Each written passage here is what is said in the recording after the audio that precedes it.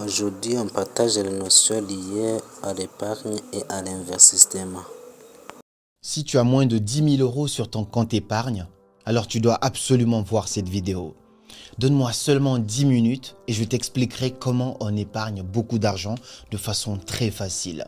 Si toi aussi, comme la plupart des gens, tu as du mal à mettre de l'argent de côté, peu importe combien tu gagnes, tous les jours, toutes les fins du mois sont assez compliquées parce que tu n'arrives pas à garder de l'argent de côté, alors cette vidéo, elle est faite pour toi. Je vais te partager d'ici la fin de cette vidéo 5 méthodes anglophones que moi-même personnellement j'utilise au quotidien, qui m'ont permis même quand j'étais étudiant en 2 ans seulement de mettre plus de 12 000 € de côté avec mes jobs que je faisais en parallèle. Alors cette vidéo pourra réellement t'aider. Peu importe ce que tu fais, que tu sois étudiant aujourd'hui, salarié, que tu aies un job ou plusieurs jobs, ou que tu sois entrepreneur, mais tu peines à mettre de l'argent de côté, alors voici la vidéo parfaite pour toi. Si tu appliques exactement tout ce que je te partage dans cette vidéo, je te garantis et je te promets que tes fins du mois ne seront plus jamais la même chose.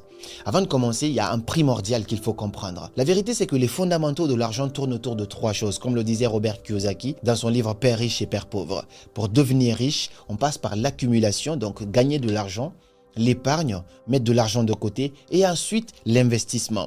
Beaucoup de gens, mais moi je te dis ici dans des vidéos, ne mets pas de l'argent de côté en banque uniquement, ne garde pas tout ton argent à la banque. Oui, tu n'es pas obligé de garder tout ton argent, mais tu dois maîtriser l'épargne parce que sans ce point-là, tu ne pourras jamais t'enrichir. Dans cette vidéo, donc, on va voir les fondamentaux.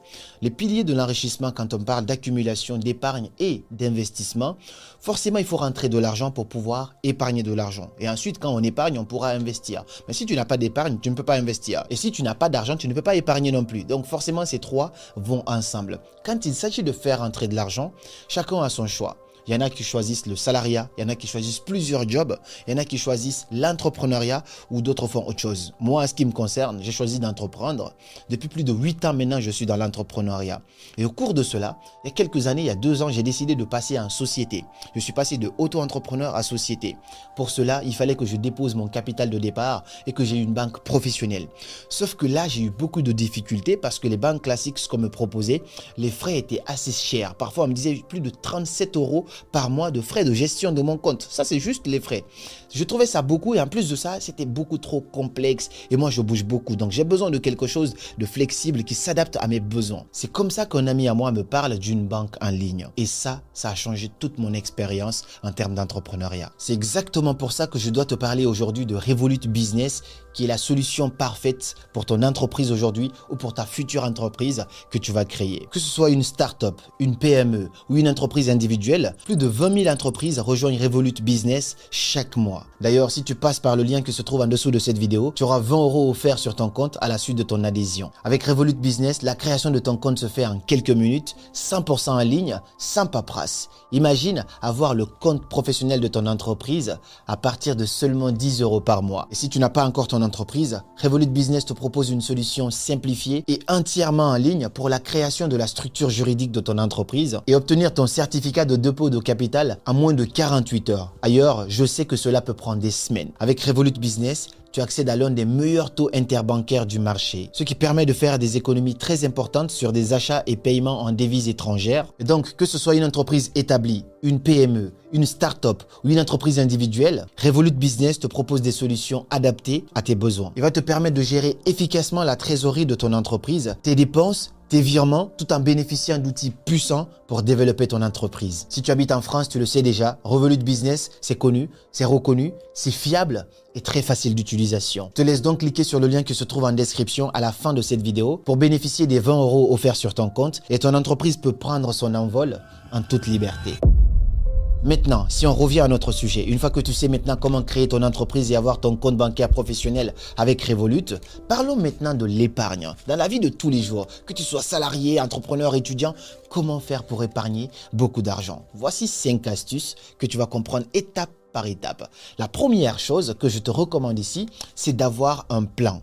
C'est-à-dire, on n'épargne pas juste comme ça parce qu'on veut épargner. Il faut qu'on ait une quantité d'argent qu'on veut épargner et à quelle date. Tu ne peux pas avoir ce que tu veux si tu ne sais pas ce que tu veux. Ça, c'est la première partie développement personnel avant même de rentrer dans les conseils finance. Si tu veux mettre de l'argent de côté, à chaque fois que je mets de l'argent de côté, il faut que j'ai quelque chose en tête. Est-ce que c'est pour investir dans quoi? Dans combien de temps tu veux avoir combien? Lorsque tu es dans ça, même si parfois tu as envie de dépenser XY, tu penseras toujours à l'atteinte de ton objectif et au deadline que tu t'es fixé par rapport à cela. Et cela va te permettre de te priver de certaines choses inutiles aujourd'hui pour mettre de l'argent de côté. Ça, c'était vraiment le petit conseil. On n'est même pas encore dans les 5 astuces.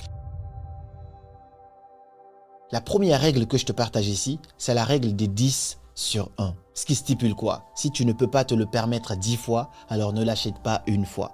Beaucoup de gens sont prêts à s'endetter pour acheter des choses juste pour paraître riche. Aujourd'hui, si tu donnes le choix aux gens, est-ce que tu veux devenir riche réellement mais que les gens ne disent pas que tu es riche? Ou est-ce que tu veux paraître riche, c'est-à-dire tu n'as pas d'argent mais que les gens pensent que tu es riche? Beaucoup vont vouloir paraître riche parce que ça fait plus cool.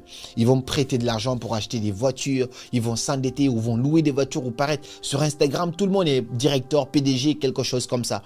Ne sois pas dans ça, soit dans la vérité, soit dans quelque chose de concret pour toi. Roule toujours en fonction de tes moyens. À l'époque, je roulais dans une 206 parce que mes moyens étaient alignés avec ça. Je l'avais acheté 1200 € à l'époque. J'ai roulé dans ça. Quand j'ai commencé à gagner un peu plus, j'ai commencé à rouler dans une Mégane décapotable. J'ai continué encore comme ça. Quand j'ai commencé à gagner un peu plus, j'ai commencé à rouler dans une Mercedes AMG. Et ça, c'est parce que ma Mégane avait pris feu aussi. Il y avait un petit problème, le moteur et tout ça. Ça veut dire, tu vis toujours en fonction de tes moyens. Aujourd'hui, c'est ça. C'est une petite AMG classe A, tout ça, mais je continue encore comme ça. Plus tard, je vais rouler peut-être dans une Brabus, ça c'est mon rêve. Mais si je m'achète une Brabus, il faut que je sois multimillionnaire. Parce qu'une Brabus, ça va coûter par exemple 100 000 €, un exemple tout bête, ou ça, parfois même 200 000 €.